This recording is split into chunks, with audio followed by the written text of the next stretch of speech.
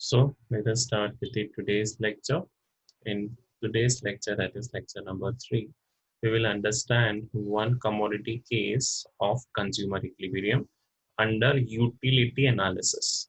Okay, अभी हमारा कौन सा चल रहा है? Utility analysis. So in utility analysis, what is the process? That is understand.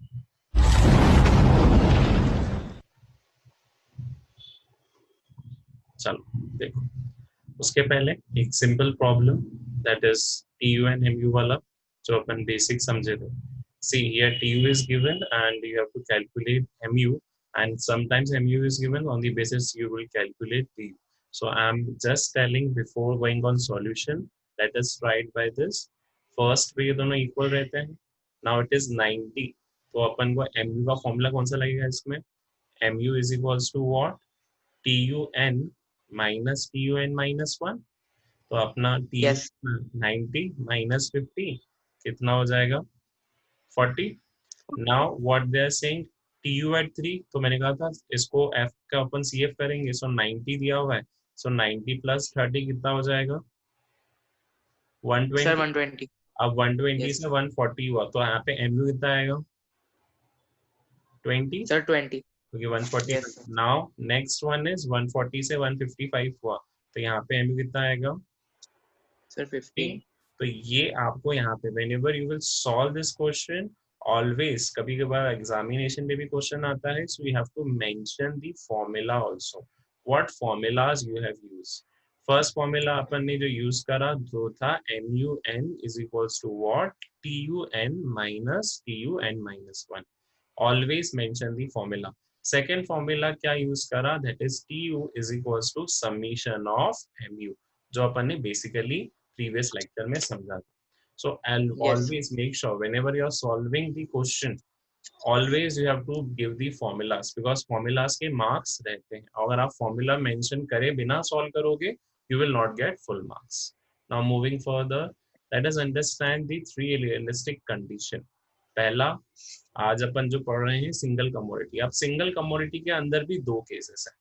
अगर आप सिंगल कमोडिटी परचेज कर रहे हो विदाउट एनी प्राइस, मतलब आपको कुछ पे नहीं करना पड़ रहा है. दूसरा, when you are purchasing single commodity और आपको कुछ प्राइस पे करना पड़ रहा है. तीसरा, आप आओगे दो कमोडिटी केस में जो हम इस लेक्चर में नहीं समझेंगे, will understand in the upcoming lecture for two commodity case. Okay, so first जो अपन को यहाँ पे समझना है, that is case one, when buyer does not have to pay any price. आज आप कुछ परचेज करने जा रहे हो लेकिन आपको कुछ पे नहीं करना है. Take the simple example of Pinku. Pinku क्या चाहिए? क्या दिख रहा है? पिंकू क्या चाहिए? sir, burger. बर्गर. ठीक है, Pinku likes burger very much. अब क्या कर रहा है भैया? Now how much burger Pinku should eat to get the maximum satisfaction? Question तो ये है ना कि उसको सेटिस्फेक्शन करना है, वो रो रहा है. Assuming burger is free of cost. अभी मैंने बोला आपको कुछ पे नहीं करना है. फर्स्ट कंडीशन क्या है? You do not have to pay anything. तो अगर आप पेमेंट नहीं कर रहे हो तो क्या करने हैं इस चीज पे देखो. Okay, it's free. तो अब कितने पिंकू बर्गर खाएगा? Let us understand with the help of MU schedule. MU क्या होता है? कंटिन्यूअसली फॉल होता है. Because of which Yes, law? sir. Because of which law MU is following? Law Law of of diminution. Marginal utility. तो अब Oh, sorry, देखो जैसे margin. जैसे उसने बर्गर खाना शुरू करा, उसका कंजम्पशन क्या होता जा रहा है? मार्जिनल यूटिलिटी क्या होती जा रही है? डिक्रीज होती Yes, जा रही है. Now situation, as you can see the MU graph. MU graph पे क्या हो रहा है? उसका continuously fall होता जा रहा है when he is starting consuming. अब जैसे जैसे कंजम्पशन करते जाएगा MU is falling because law of PMU is working. You can see in the tabular presentation also and in the diagrammatic presentation also कि जैसे जैसे क्वांटिटी हम इंक्रीज कर रहे हैं हमारा कंज्यूमर इक्विलिब्रियम क्या होगा? कौन से पॉइंट पे आएगा? In this case consumer equilibrium will come at this point. क्यों इस पॉइंट पे आ रहा है? क्योंकि मैंने अभी तक कुछ पे ही नहीं करा है, तो मेरे लिए पेमेंट क्या yes, है? जीरो. और मैं तब तक खाता रहूंगा जब तक मेरा MU जीरो नहीं होता है, क्योंकि वन कमोडिटी केस की इक्वेशन ये बोलती है MUX must be equals to PX, or rather than it is MUX divided by PX must be equals to MUM। अब MUM क्या होता है? Marginal utility of money, but we consider MUM as constant. तो हम क्या मान लेते हैं कि फाइनल इक्वेशन जो हमारी बनेगी वो होगी MUX must be equals to PX। अब मैं प्राइस कुछ पे कर रहा हूँ क्या? No page. नो। हमारा प्राइस यस, क्या नो चल सर। रहा है? 0। तो हमारा MU भी किस पे आ जाएगा? 0 पे आ जाएगा। तो इस पॉइंट पे क्या आ जाएगा? Consumer equilibrium. मतलब वो 6 बर्गर खा लेगा लेकिन 7वें बर्गर पर नहीं जाएगा, बिकॉज नहीं उसको जाएगा। नेगेटिव MU आ गया। Is this clear? So yes sir. whenever consuming 6 burger, मतलब जब 6 बर्गर खा गया तो वहां पे उसका कंज्यूमर इक्विलिब्रियम आ जाएगा। ठीक है? Yes sir. he will be he will continue his consumption till MU is 0। उसके बाद उसका 0। consumption stop। अब आ जाते हैं case 2, when he has to pay। Okay, अभी तक तो वो पे नहीं कर रहा था। अब कंज्यूमर इक्विलिब्रियम वही वन कमोडिटी केस में, but this time he has to pay rupees, और he has to pay some currency for purchasing what? For purchasing burger। ठीक बर्गर। है, चलो अब आ जाते हैं इस केस पे। Naturally Pinku will buy the good only if the benefits in the form of utility is equals to price. ठीक है, मतलब पिंकू तभी बाय करेगा जब वो जितना पे कर रहा है उतना उसको बेनिफिट मिले। हम भी तभी परचेज करेंगे ना। Whenever you are going to purchase any good, you will purchase only when it is benefiting. अगर उससे कोई बेनिफिट नहीं मिल रहा है तो क्या होगा? आप उससे गुड्स को परचेज नहीं करोगे। नहीं करे। तो यहाँ कंडीशन क्या है कंज्यूमर इक्विलिब्रियम की? See, the condition is simple. MU of the product, that is MUX, must be equals to what? Price of the product, that is price X। तो ये फर्स्ट कंडीशन हो गई। सेकेंड कंडीशन क्या बोल रही है? MU of commodity keeps on falling with each successive unit, means law of diminishing marginal utility जो है वो ऑपरेशन में है। ऑपरेशन मतलब law of diminishing marginal utility is applicable. तो जब भी तुमसे क्वेश्चन पूछा जाए explain the condition of consumer equilibrium for one commodity case, तो आपको बताना पड़ेगा पहला कि MU जो होना चाहिए, MUX हमेशा किसके इक्वल होना चाहिए? Price of X। और दूसरा क्या बोला उन्होंने कि MU of commodity must fall because law of diminishing marginal utility is applicable। Cable. Okay, so these are the two yes sir. conditions। और मैंने बताया था benefit must be equals to cost। Call. Okay, next, yes. now understand here the example। supposition price of burger कितना है? कितना burger का price मान लेते हैं अपन? रुपीज। 2 रुपए। कितना है बर्गर का प्राइस? 2 रुपीज। 2 रुपीज। अब अपने पास क्या है? प्राइस ऑफ बर्गर अगर 2 रुपए है तो मैंने यहाँ पे ये पहले ही शेड्यूल बना के रखा था, 10, 8, 6, 4, 2, 0। Here already MU of burger is there. Price तो चेंज नहीं होगा, प्राइस तो 2 रुपए 2 रुपए 2 रुपए 2 रुपए, 2 रुपीज एंड 2 रुपीज ही रहेगा।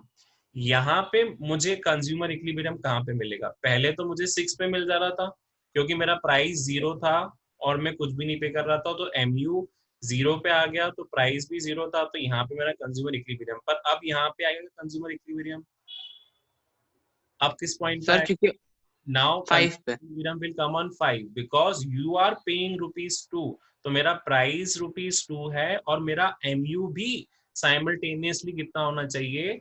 टू। ₹2। तो जाके मेरा कंज्यूमर इक्विलिब्रियम बनेगा। सी हियर केस 1 जो ऑरेंजेस में दिख रहे हैं, यहाँ पे केस 1 में क्या हो रहा है? यहाँ पे मेरा सेटिस्फेक्शन मतलब MU अभी ज्यादा है और मैं प्राइस कम पे कर रहा हूँ, means I am paying only ₹2 and I am getting benefit of 10 utils. फिर अभी भी 2 रुपए दे रहा हूँ और मुझे 8 का सेटिस्फेक्शन मिल रहा है। तो ये जो ऑरेंज में आपको रिफ्लेक्ट हो रहा है that is case 1। he will consume more because he is getting more than what he gives, मतलब जितना वो पे कर रहा है उससे उसको ज्यादा मिल रहा है। पता चलेगा। ठीक है, तो ये तो हो गया केस 1। फिर उसके बाद जो पर्टिकुलरली थिंग है that is case 1 benefits are more than cost. Coming to case number 2, here जो रेड वाला आइकन है, he will consume less because जो भी वो पे कर रहा है, he will consume less because he is getting less. Than what he is giving. मैं आज अगर 2 रुपए दे रहा हूँ तो मुझे 2 यूटिल तो मिले, लेकिन इस केस में 0 यूटिल मिल रहा है जो रेड से दिख रहा है। तो अपन को यहाँ पे देखना, I am paying ₹2 and I am getting benefit of 0, so I will consume 6, I will not consume 6, मैं किस पे रुक जाऊंगा? 5. 5 पे। और वो आ जाएगा आपका case number 3rd, that is what the consumer equilibrium situation where MUX is equals to price, यहाँ पे लिखा भी हुआ है। सेकेंड कंडीशन implies, पहली कंडीशन तो अपन ने अभी रेस कर ली, यहाँ पे दोनों कंडीशन कि MU किसके बराबर होना चाहिए? प्राइस के बराबर होना चाहिए, यहाँ पे हो रहा है। सेकेंड कंडीशन क्या बोल रहा था कि MU फॉल होना चाहिए। देखो MU फॉल हो रहा है कि नहीं हो रहा है? Yes, sir. Yes, so law of DMU is applicable or not? Law of Yes, DMU sir. applicable. So second condition implies that the law of diminishing MU is operating if with increase in consumption of X, marginal utility remains unchanged. अगर MU constant हो जाता है तो वो तो continuously consume करता जाएगा, which is unrealistic and he will not reach to his equilibrium. मान लो जैसे यहाँ पे 10 की फॉल होने की जगह वो हमेशा 10 10 10 10 ही रहता, तो वो तो अल्टीमेटली अनलिमिटेड कंजम्पशन पे पहुंच जाता, वो तो अपना कंजम्पशन कभी स्टॉप ही नहीं करता। पर हमने क्या बोला है, यहाँ पे हमारा MU फॉल होगा। क्यों? क्योंकि law of DMU is applicable. Applicable. तो लॉ ऑफ DMU अगर एप्लीकेबल है तो मुझे ये चीज याद रखनी है कि प्राइस हमेशा किसके इक्वल होना चाहिए? मेरे MU के Right. बराबर। That is MU. The first condition. And second condition, law of DMU must be applicable. अब क्या होता है, what happens when the equilibrium is disturbed? पहली चीज, अगर इक्विलिब्रियम डिस्टर्ब हुआ मतलब हम इक्वल साइन पे नहीं है। पहली कंडीशन, अगर MUX is greater than PX, मतलब ये ऑरेंज वाला portion, then consumer is not in equilibrium. यहाँ पे जो वाली कंडीशन पे, मतलब जब वो ये सब चीजें कंज्यूम कर रहा है above this equilibrium, he is not in the equilibrium stage because he is getting more benefit. ऐसा लिखा भी है, benefits are greater than cost. As he buys more, MU falls because of operation of law of diminishing marginal utility. Util. When MU becomes equals to price, consumer will get maximum benefit and will be at equilibrium. मतलब अगर first condition, जब तक MUX is greater than PX, the consumer will increase the consumption until and unless वो कहाँ पे पहुंच जाए? MUX is equals to PX पे नहीं पहुंच। Right. ठीक है, ये हो गई अपनी फर्स्ट कंडीशन।